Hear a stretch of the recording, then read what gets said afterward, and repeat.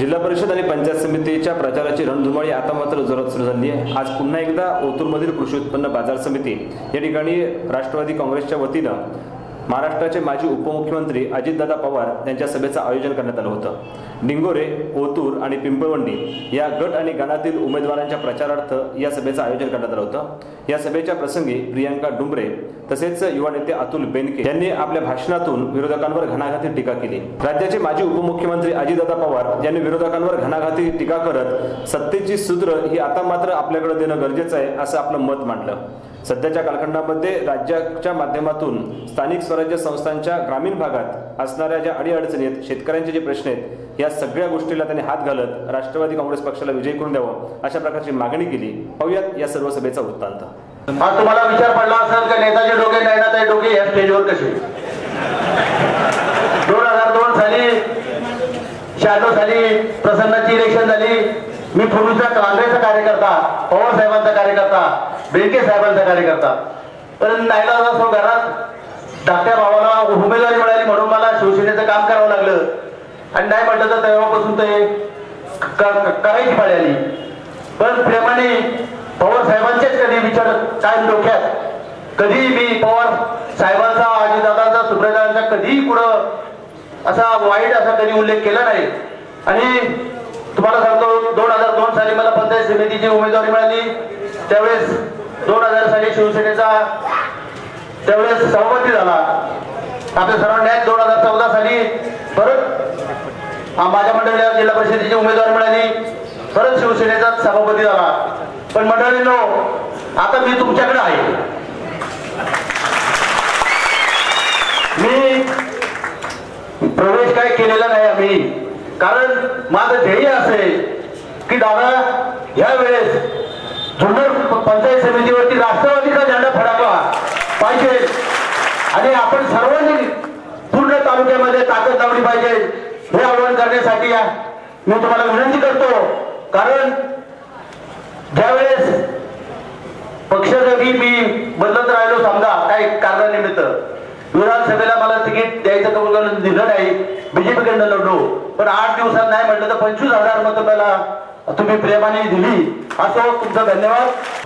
मी कोणतं भाषण करायला इथे उभी नाही, राजकारणाचा आणि माझा काही संबंध देखील नाही, पण गेली कित्येक महिन्यापासून जी शेतकऱ्याची तळमळ मी पाहते, ज्या तरुण वर्गाची मी तळमळ पाहते, ती तळमळ तुमच्यापर्यंत पोहोचवण्यासाठी आज या व्यासपीठावर मी उभी आहे।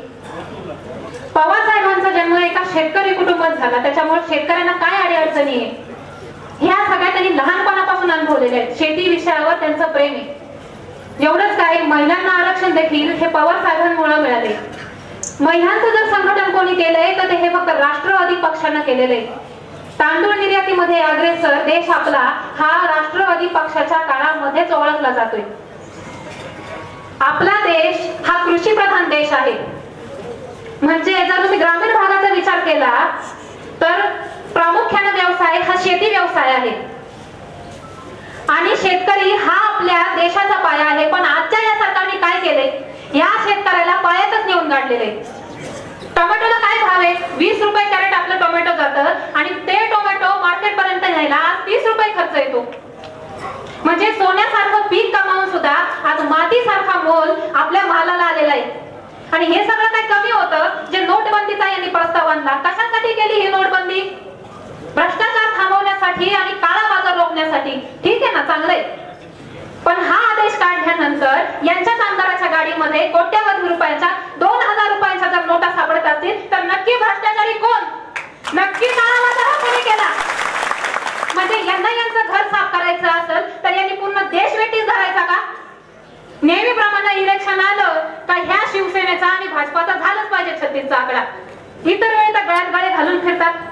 सत्य साधण्यासाठी एकमेकांशिवाय काही यांना होत नाही। त्यात पण यांच्या 36चे आकडे झाल्यानंतर एकाने राजीनाम्याचा कागद खिशात ठेवायचा, म्हणायचं आम्ही राजीनामे देणार, राजीनामे देणार। अहो, हिंमत तर द्या ना राजीनामे, का थांबताय तुम्ही? हे आपण आपणाला पांडव म्हणायचं, समोरच्याला कौरव म्हणायचं।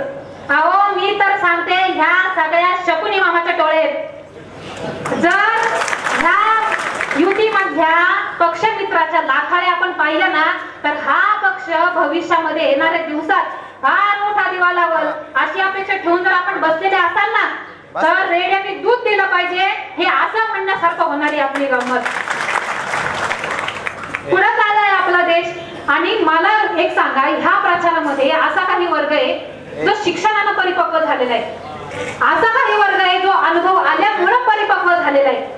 हे सगळं असताना पण हे सरकार आपल्याला प्रगतीच्या दिशेला घेऊन चालले का अधोगतीच्या दिशेला घेऊन चालले याचं विश्लेषण सुद्धा आपल्याला करता येऊ नये.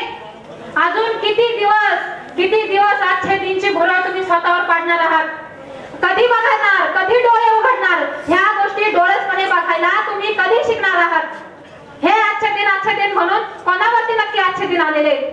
जर तुम्हाला ह्या सगळ्या गोष्टी समजतात, ह्या सगळ्या गोष्टी उमजूनही जर आपला निर्णय काय असावा, आपली निर्णय क्षमता कशी घ्यावी हे जर